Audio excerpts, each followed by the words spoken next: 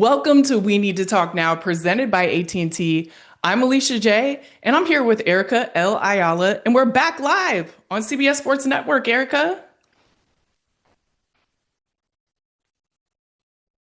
Yes, so excited to be here with you as always. I almost forgot how we do things, but always a good time when we link up. Yeah, definitely always a good time. We're going to be talking a lot about women's college basketball today. We also have some Australian updates for you because there was a little bit of drama. But before we get into that, Erica, we are going to start off the show a little bit differently. Today's show, we're going to be diving in to what's top of mind for many of us. The Minneapolis community is hurting after two of its own were killed by federal immigration agents.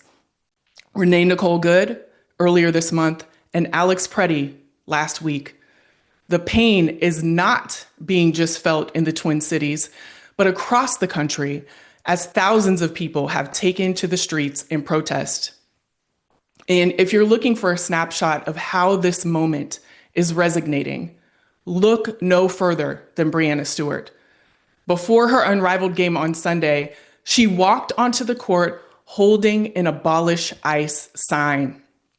Women's basketball players and female athletes in general are no strangers to leading with their actions, whether they're speaking out for social justice, fighting for reproductive rights, advocating for LGBTQ plus communities, pushing for a better CBA, or now standing with Minneapolis. They built a legacy on showing up for communities. And volleyball player Jordan Thompson, who is from Minnesota, said, "I just genuinely believe in the power of our collective voices and speaking up for what's right and standing up for human beings." And I think the more that we do that, we're going to be in a lot better place. We also had Kelly Panic and Taylor Heisey of the PWHL's Minnesota Frost, who are also from Minnesota, both commenting on what is happening with ICE in their home state. And Panic had this to say: "What I'm most proud to represent is the tens of thousands of people that show up on some of the coldest days of the year to stand and fight for what they believe in. For the people that it might not truly affect them on a personal level, but it affects their neighbors. It affects their community. It affects our community as a whole." And Erica, this conversation is so important, especially in times like these. Indeed. And you alluded to it, Alicia, but there is a history of women athletes, specifically Black women athletes, speaking up in moments like this and being perhaps at times the first to take a stand. And that comes from a history of what we quite honestly see throughout global history and the role of women and the proximity, yes, but also the role that either they choose to or at sometimes are expected to, I suppose I will say, in the community. And that does create, I think, a little bit more of a gravitational pull at times, generally speaking, for women. And we've seen that play out, as you've mentioned, before, not just in women's sports and with women athletes, but in Minnesota specifically. We're almost 10 years to the day, I should say, in July 9th, will be 10 years from when we saw the Minnesota Lynx players wear Black t-shirts that said "Change starts with us." And there are many names since 2016, before 2016, that we could rattle off here, but the players wanting to talk about the police brutality that was happening in the community, including officers that were impacted by the dust up that happens when sometimes these conversations happen. And so we saw Maya Moore, Rebecca Brunson, who continues to work with Minnesota, the Lynx and the Timberwolves, and be active and vocal. Lindsay Whalen, Sylvia Fowles, and Renee Montgomery, who of course works with us here at CBS Sports.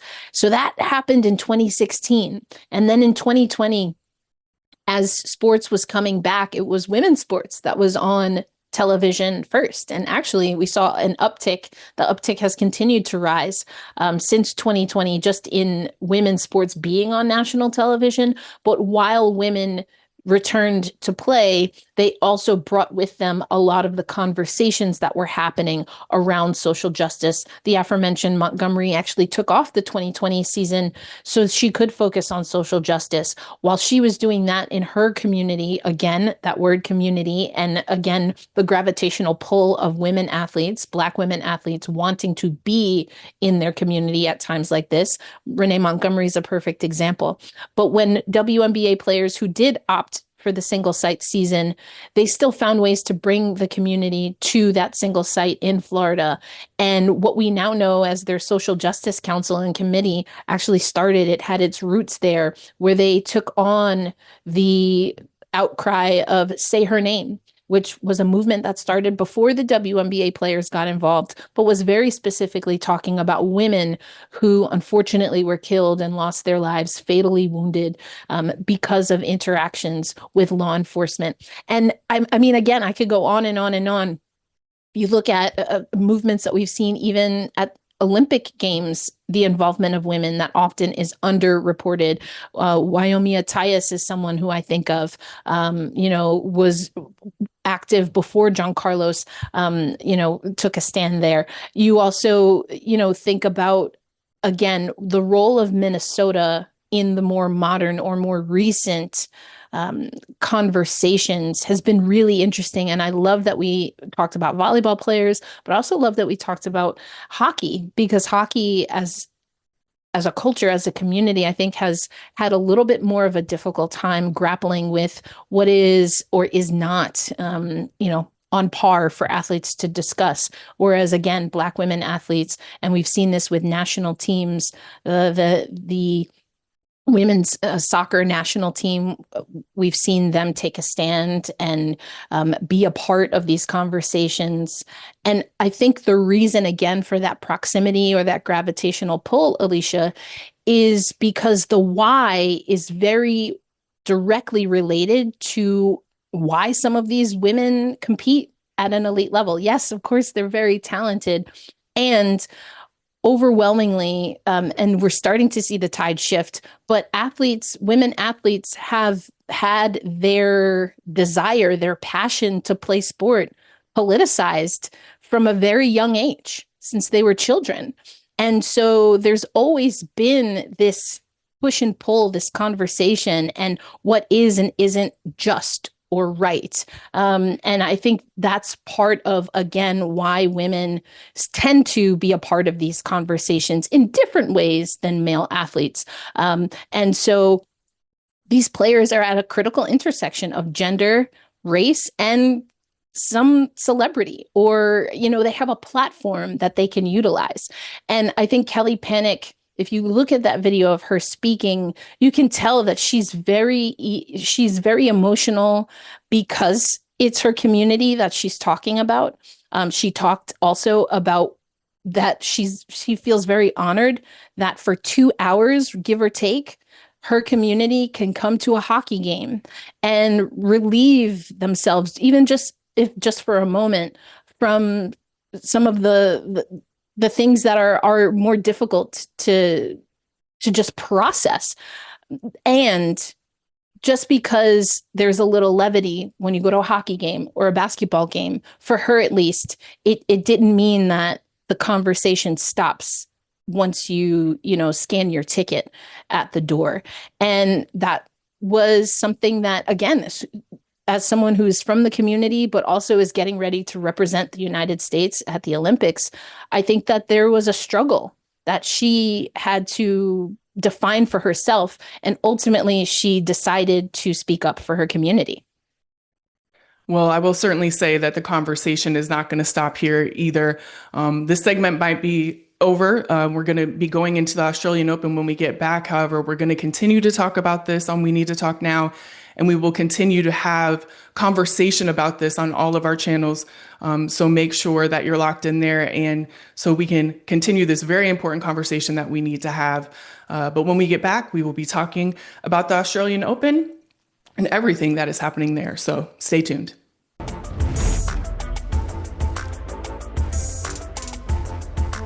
Welcome back to We Need to Talk Now, presented by AT&T. I'm Alicia J alongside Erica L. Ayala, and we are about to talk some tennis, Erica, because it has been quite the tournament down under to begin, the year of Grand Slams that we're embarking on. As we look ahead to the finals, we got to talk about somebody that is literally killing the game when it comes to Australian Opens, and that is Aryna Sabalenka. She's the number one overall, and she's going to take on Elena Rybakina in the final for the Australian Open. And a lot of people are looking at the history of Sabalenka and what she has done, and they're saying, can anyone top her? Because she has won the Australian Open in 2023, 2024. She lost in the final in 2025 to Madison Keys, but went on to the finals at the French Open, the semis at Wimbledon, and won the U.S. Open in 2025. She also won the U.S. Open in 2024 and has won 4 of the last 8 major tournaments she's played in. When you look at all of these stats and everything that she's accomplished going into this final, do you think it's hers to take, Erica? I mean, the stats certainly are stacking up that way. I mean, Sabalenka, she hasn't dropped a set en route to the semifinals. And of course, now we know she's going to the finals, and she has lost just twice in 45 matches on hard courts. I always think it's so interesting as someone who taps in, occasionally to tennis, that athletes have kind of their favorites, right? Or they perform better, whether it's at specific events or hard court versus grass versus clay. I always find that so interesting. But Sabalenka is doing really well here. It does seem like this might be hers to take, but you have to also look at Rybakina and what she's been able to do, including against Sabalenka. Now, Sabalenka did beat Rybakina right in the Australian Open, the 2023 edition, but lost to her at the WTA finals to end 2025. So there's even a little bit of history between these two.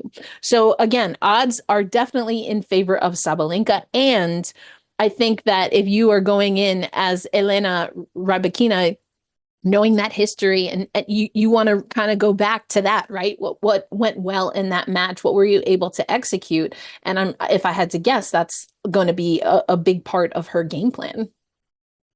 Yeah, and it's one of those instances where you do know that, she is coming in with everything. Sabalenka, she has a rich history of winning this Open, obviously. So you just go all out. You know what I'm saying? If I'm Rybakina, I'm getting it done. So it'll be a really, really good final to watch. I love watching players who, I guess, are coming in as the underdog. In this case, Rybakina is. And so it will be really interesting to see how this match goes. The odds are in Sabalenka's favor, but, I always love an underdog. So I'm just here for a good match.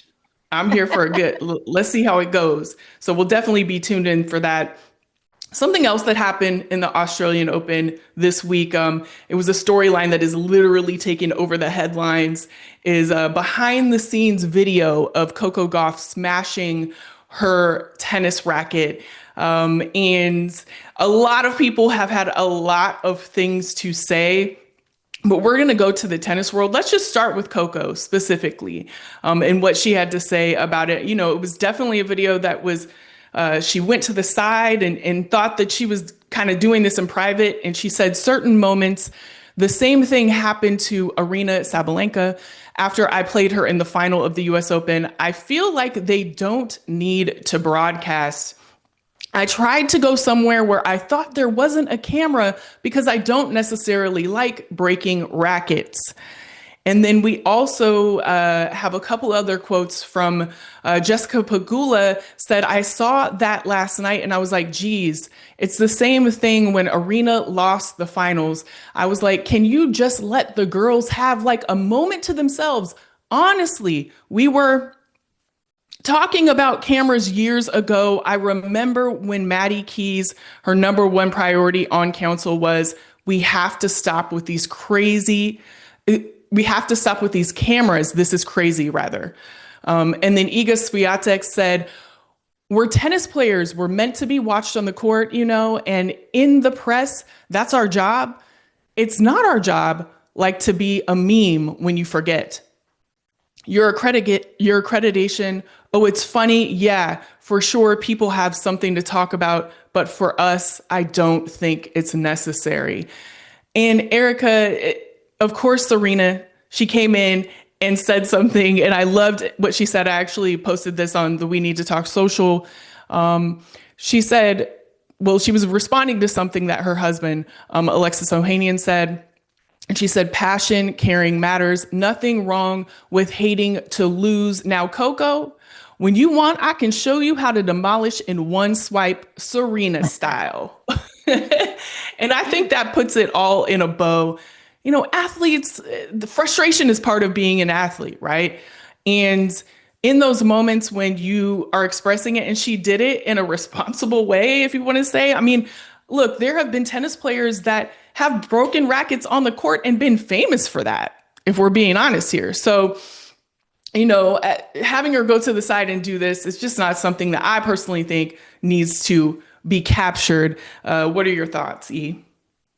Ooh, I have lots of thoughts, per usual, including, I'm just going to state the obvious. I think that moments like this in sport, for the casual viewer, sometimes have that gravitational pull so that they engage more in the sport. Now, we can have a whole conversation on whether that's right or wrong, or what that says as us as a society, maybe on another podcast somewhere else.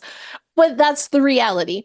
Sport is entertainment. And at times, crash outs are entertaining. As someone who, when she's played sports, has been known to kick over a garbage can or two, it's not always something you're consciously thinking of. It's an expression, it's an outward expression. And if people were to still follow me to this day, I have retired from garbage cans, but I might fling something every once in a while, a little piece of paper, or just bat a pen out of the air. It's just a way to get out that frustration. I think it's very human. I think that, again, and it in some ways kind of goes back to how we decide to critique or even litigate certain things when it's people with celebrity, when it's athletes, but then when it's women in those categories. And I think there's a little bit of that's happening as well. But we've also seen athletes push back, whether it's in hockey. You start to see them, they'll use a towel to cover up the camera in the penalty box, or in basketball, they'll start using towels when a player is down. So there, I think, does need to be a conversation at a larger scale as to what is fair and what is foul. Absolutely. And I just want to remind everyone, if you had cameras following you around, what would they see? What would they see? And so I'm not going to condemn a athlete that just lost in a huge tournament, something that you train for and train for and train for. And when you get there, it doesn't turn out the way that you want it to. And you're mad at yourself. You're mad at how, things turned out. And you go to a private place to express your frustration. That, like you said, there needs to be conversation and a look at what is right and wrong to capture, especially when it comes to these athletes, and also what happens like after a match. It didn't even happen during a match. And so, right. I don't know. I just shut. I'm sorry, Alicia. Just another wrinkle that I want to add here is that, some of these areas are private. And so as credentialed media, we wouldn't even necessarily have access. So where does the broadcast draw the line? And, I think on more of a comical note, people have weighed in on, in-game interviews or on the bench interviews. So again, I think there's just a larger conversation here. I think that there are fans that also think that there's probably a line, and honestly want to focus more on the sport than maybe some of the other stuff. Yeah. And I love how Serena came in and she kind of put it all in a bow and shut it down and said, I'll teach you how to do it right. I want the tutorial, like, sign me up. Listen, I'm thinking about just getting a racket so I can express my frustrations when I need to. Okay. Get Exactly. like a little desk racket. Bam. Absolutely. Well, we're going to pivot from tennis to women's college basketball when we get back. Man, we're getting close to March Madness and we have the latest bracketology that we have to talk about. So stay tuned and come back to talk some basketball.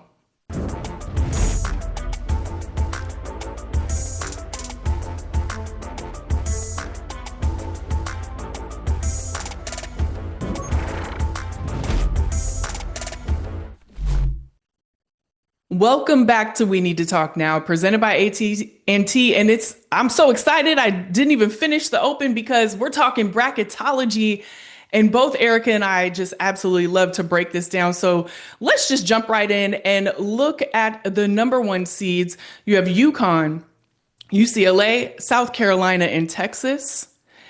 And then the two seeds are LSU, Vanderbilt, Iowa, and Louisville.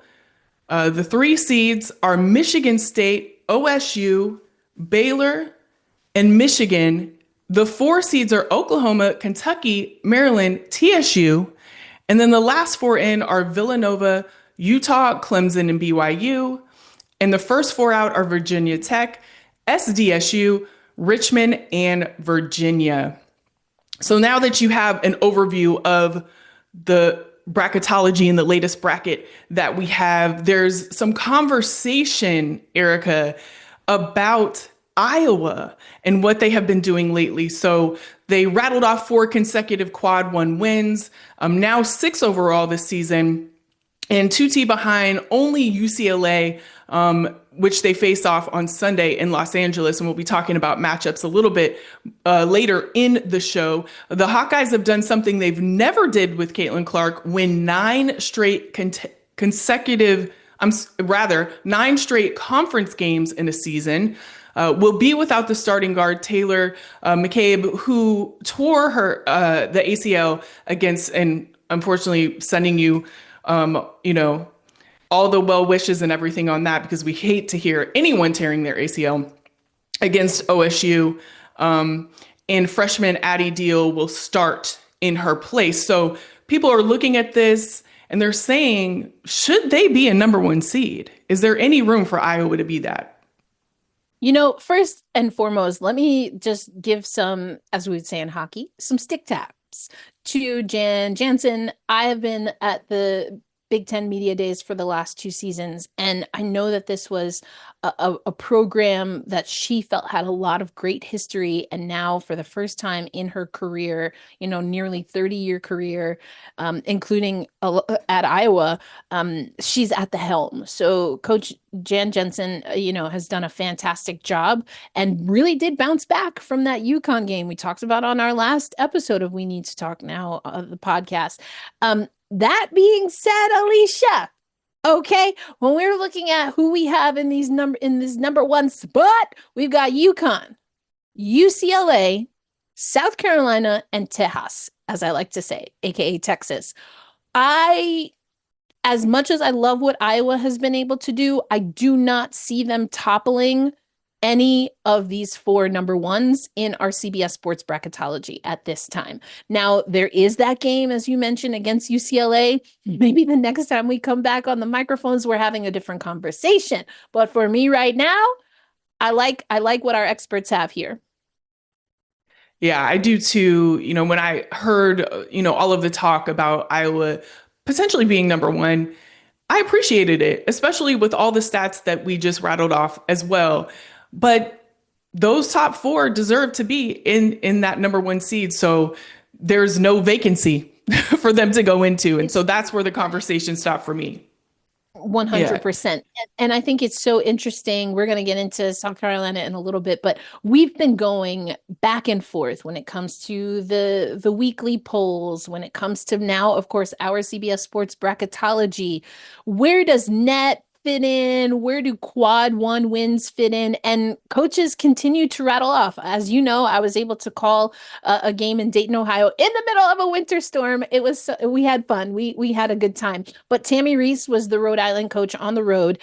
And that is a team that is doing a phenomenal job in their conference. But right now, Richmond is the team that people are looking in the A10, despite the fact that George Mason won the conference last year, and despite the fact that both George Mason and Rhode Island are playing very well. So Tammy Reese is just like, listen, I got to throw that away. I can't focus on it. I don't want my athletes focusing on it. We just have to get the wins and try to get the conference. And so there are lots of conversations, and that's what we want this bracketology to be, is a conversation, right? And so, hey, love that Iowa's brought up here. Think there are probably other teams that will continue to talk about, like, where's their love, where's their shine, but let's talk about it. And I think that ultimately you really have to be able to have a little bit more consistency and continuity in how we reward teams that are even outside of that Power Four, and put some respect on their names too, because when you're winning 12 games in a row in conference undefeated, or 12 games in a row, and you're undefeated in your conference, and there's still a team in your conference that's getting more shine when it comes to the tournament, it's kind of like, what we doing? Right. Right. Definitely. There's so much yeah. And there's so much conversation around that. It is one of those things that, there is no barometer or standard, I guess, as to why these things are happening. They just are in a way. And what I will say, though, is there are so many amazing stories of teams and what they're accomplishing this season that I am so excited for March Madness. Not to like breeze through the next month, but I'm just really excited because it is really anyone's game. I mean, you have the top four and they have been locked in and they should be locked in. But underneath that, I mean, people are battling it out. It's going to be really, really exciting. And speaking of a battle, yeah, it really is. And speaking of a battle, I wanted to touch on what South Carolina has done. They're in that number 3 spot right now. And, a lot of it has to do with a loss that they had to Oklahoma in overtime, 94-82. Aaliyah Chavez single-handedly outscored the Gamecocks in extra time, 15-9. And after that, Dawn Staley had something to say. She said, I mean, you saw it. We ran into a team that actually wanted to win more, and they made winning plays, and we didn't. It's not rocket science. It's really a very simplistic thing. So for me, when I hear my coach and she says that, I'm going to come back and I'm going to hit whatever the next team is hard. And unfortunately, that was Vanderbilt, because they won 103-74 over Vanderbilt, which was the next game after that. The 29-point win was the largest against an AP top 5 opponent since the women's poll began in 1976. The Gamecocks defense forced 16 first half turnovers, and Vanderbilt usually averages 12.5 per game this season. Medina Okot finished with 17 points, 7 rebounds and 5 steals. And it's interesting because she did not start. They went away from their 2 bigs that they normally start to have a much faster game, Erica. Defensively, it was fantastic. And I was really glad to see that from the Gamecocks. What are your thoughts? I kind of feel bad for Vanderbilt, who was undefeated going into this game. You already know that's what I've been saying since this game. Also, I just want to go back to Rhode Island real quick, because in our bracketology, they are a 10 seed, and I still think they should get a little more shine than they are. So I didn't want to say that they're not in. I just wanted to clarify that. But go check out CBS Sports Bracketology. Anyway, coming back to this game again, I was with Tammy Reese, who's a teammate of Dawn Staley from their time at Virginia, and she's like, I speak to Dawn every day, except for after that Oklahoma game. She was like, I need it. I know my friend, I know my teammate, and I know as a coach, sometimes you just need a little bit of time. And we've talked about this before. There are times where coaches, I'm sure, in the privacy of the locker room or in practice, but even in media, will call their team out because they want them to react on the court I would imagine. They want them to react. They want to set the precedent that how we performed is not who we are. And that's what I'm seeing here in this quote that you rattled off from Dawn Staley. And yes, when I saw how that game went down, I live in Oklahoma now, so there was a little piece of me that I was like, "Ooh, okay, Oklahoma, I see you." And then I was like, "Ooh, okay, wait, who's on the list next for South Carolina?" Because we talked about UConn did that last year. Paige Becker's rallying her team. We've talked about LSU, right, this season. Iowa State is a team that, we've talked about before, but they've been bouncing back. When you have hoopers, when you have people who are gamers, and that's what we're talking about when we're talking about Division I women's basketball, they're always going to come back with a vengeance. And that's exactly what we saw from this South Carolina squad. Vanderbilt, such a phenomenal team, and has had a perfect until they ran into South Carolina season. And we've talked about this before, right? With Shea Ralph and her squad, while they're continuing to build upon the legacy of Vanderbilt, there's still things that they need to be able to work out and have more consistency with so that they can be of the ilk of who we are talking about right now, South Carolina, who joins the UConns, the UCLAs, and Texas. And so I thought it was a great bounce back, an unfortunate loss for Vanderbilt. And now what's their bounce back? What does that look like? Because again, we're not going to talk so much about the Cyclones, but we've seen that they're starting to bounce back. This is the time. You have to be able to persevere. You have to be able to overcome. It's very rare. We have a story up on CBSSports.com for the undefeated champions in women's basketball. That's very rare. So you're gonna lose. But what happens after a loss? What happens after a bad loss? Alicia, we've been talking a lot about the Vegas Aces, that 53-point loss to the team that was the presumptive number one, turned their season around. It refocused the moxie, as I like to say, the sandpaper quotient, if you will. I'm probably just made that up, but we're going to rock with it. Those are the games that can be the turning point for a season. Can definitely be a turning point. We've talked how the losses are just important as the wins for sure. And when we come back, we're going to be talking about our guarantee of the week. And we're going to see some teams that are going to lose and are going to win in this upcoming weekend. Some really good matchups. We're going to talk all about them when we come back on We Need to Talk Now, presented by AT&T.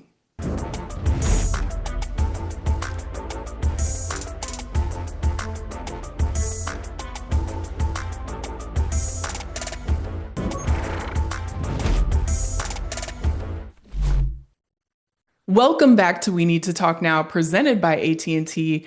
And it's time for our favorite segment of the week, and that is the Guarantee of the Week, presented by AT&T. And what we're guaranteeing this week is that you're going to want to be glued to your TV this Sunday for all of the big slate of women's college basketball matchups.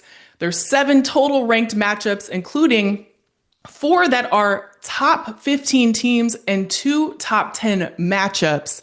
I'm just going to name a few. Number 15, Tennessee versus number 1, UConn. And UConn is the lone remaining team that is undefeated in women's college basketball. Number 9, Michigan versus number 13, Michigan State. And you already know that's a rivalry. Michigan on Michigan, okay? People would be mad at me for saying that, so I should say Michigan versus Michigan State. Let me just make it clear. Number 10, Oklahoma versus number 4, Texas. Oklahoma rose 6 spots this week after a win over South Carolina. And number 8, Iowa, we just talked about them some, versus number 2, UCLA. Both teams currently are the only 2 undefeated teams remaining in Big Ten play. And UCLA is on a 13-game winning streak. Iowa is on an 8-game winning streak. And let me tell you, just on GP on that, right? We just talked about how people are talking about Iowa should be or could be a number 1 seed, and they're going to play a number 1. I'm locking in on that game. That's the game that I'm looking most forward to, Erica. Listen, I already done told y'all I spent some time with the Big Ten. I came in early on We Need to Talk Now, talking about UCLA. It looked a little dicey, but I held it down. I was like, I liked what I was hearing from the Bruins, my eye test, or I like to get that first person account. And I was also at that Iowa game when they were defeated by UConn. And again, Coach Jensen saying this is a game that you go deep into film and scout and that it becomes a turning point. And that's exactly what that loss to UConn was. So I'm with you there. That being said, I'm over here in Oklahoma where the wind comes sweeping down the plain. So I got to give some love to Oklahoma and Texas. They're going to melt the remaining snow that we have here in these Tulsa streets because that is going to be a scorching hot matchup. I really like what Oklahoma was able to do against South Carolina. Texas, we know they couldn't hold on to an undefeated season. And so knowing what Oklahoma was able to do against South Carolina, I think it's going to be a little chip on the shoulder. Tennessee, UConn, we know historically is always a matchup. I'm leaning towards UConn just in how the two teams have been playing this season. I don't know enough about Michigan versus Michigan State, except that I know it's a thing. So I basically, y'all need to watch all of these, but since you took Iowa, UCLA, I co-signed that. I'm leaning into Oklahoma versus Texas. I also want to say, when is your album coming out? Because that singing was great. Erica, that singing was amazing. But I know that you said, you're leaning towards UConn, and I am too in that game. But I think, when you have a team that is the one lone undefeated team in women's college basketball, I want to watch every game because that is a historic thing to do. If you pull that off, it's historic. And it's also one of those things when people come into those gyms and they're playing that undefeated team, they're going to give it everything they've got every single time. So it's going to make for a great game, in my opinion, every single time. It's something that I want to tune in to see either for history or for somebody pulling off the win, right? So that's a matchup that I think you should tune in. Shoot, watch it all. Like schedule some. Watch it on multiple TVs, whatever you need to do to get it done. Tune into women's college basketball because it is on fire right now. And we have some things that we need to talk about in soccer, Erica. So make sure when you guys, don't run away from us. We're still on here. We're about to talk all about some history, about some retirement, about all the things in soccer. So stay tuned and we'll see you after this break.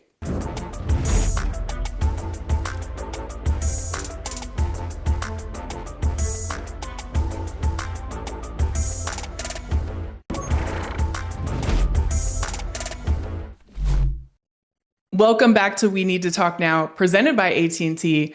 And we're going to wrap up the show with a little fair or foul. And we're talking about Trinity Rodman and the history that she made this week. Phenomenal in all ways.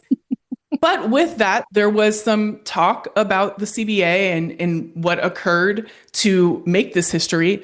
And also the way that she was covered when she made the history had more to do with her dad than it had to do with her. And so we want to talk all about that. Let's just start off by talking about what the history was when it comes to Trinity Rodman. She became the highest paid women's soccer player in the world, worth over $2 million annually, including bonuses. Before that, Sophia Wilson was the first NWSL player to reach a $1 million annual contract when she exercised her player option for 2026. The contract was a source of public speculation for months, with the NWSL salary cap becoming an issue. And so when it comes to that salary cap issue, what were your thoughts on kind of the conversation that happened around that when she made this history with the contract that she made? Yeah, so this has been something over time in the NWSL that has been a sore point. And in what was a groundbreaking collective bargaining agreement, we started to see the league move away from kind of capping stars in specific ways. Again, there's a whole history there. Sandra Herrera over at CBS Sports and Attacking Third has that history, does a great job breaking it down. But what the issue and the rub was between the league and the Players Association, which the NWSLPA still has filed grievances with regard to Trinity Rodman's contract is it's stuff that we've also talked about in the WNBA historically. If you cannot pay players past a certain amount, are there certain accoutrements, right? Whether that comes in packaging brand deals, in offering, we've seen childcare be a thing in the NWSL that has actually caused teams to be fined. How can you effectively sweeten the pot? And the league is trying to, and understandably to an extent, be mindful of those. And the teams are, especially in the case of Rodman, Alicia, it's like, well, we need to be able to keep these rising stars. We're talking about that a little bit off air. We need to keep these rising stars in the domestic league because Trinity Rodman, I don't know if rising is even the right word. And that's a little bit of the give and take when it comes to how this impacts or should impact the collective bargaining agreement, including that some of these caps were instituted without going through the CBA process, which we've also seen in leagues like the WNBA. So great for Trinity Rodman that this deal got done. And it seems like some of the details are still being perhaps worked out and discussed between the league and the union. But at least as of now, Trinity Rodman is staying in the NWSL. And I think overall that's good news. And I think it's also good that the Players Association is like, this is the goal that we ultimately wanted, but how we got there, we want to make sure that it's still within the parameters of our contract. Yeah, and certainly something that is going to be talked about and looked at. And but I will say, super proud of Trinity Rodman on making the history that she made. And one thing I wanted to point out, and I want everyone to understand, is that the headlines that I read, a lot of the headlines that I read after she made this history was Dennis Rodman's daughter, Trinity Rodman. And I really hope that people stop doing that because it has been widely covered that she has a complicated history with her father. And furthermore, she said he's not a dad, maybe by blood, but nothing else. Trinity Rodman is Trinity Rodman. We don't need to say that she's the daughter of anyone, and especially somebody who has not had an impact on her success. She has done everything to make this history hers and hers alone. So please stop putting his name in these headlines for clickbait because it's just not true. And it's also not paying homage to the person who really should be, and that is Trinity Rodman herself. So please, please, please, please stop putting this man's name in any headlines surrounding what Trinity Rodman has accomplished. Right. And I mean, as Rodman herself said, the fact that by blood that is her father, I mean, that is a fact. And to your point, Alicia, when we're leading with that, it is to create a narrative or to kind of bring people in. But Rodman, Trinity, that is, has done enough to stand on her own and is really taking and carrying the banner from players like Crystal Dunn, who just announced her retirement.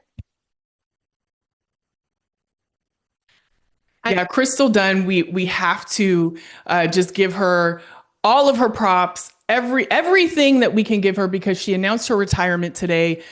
We can list off all of her accolades. They are many and vast and what she has accomplished. Even one of the first Black stars for the USWNT as a fielder player. She has won countless things. She has impacted the world of soccer on every single level. And we just have to give you just your just due, Crystal Dunn. Thank you for everything that you've done. We wish you well on your retirement. And thank you for tuning in today right here on We Need to Talk Now, presented by AT&T.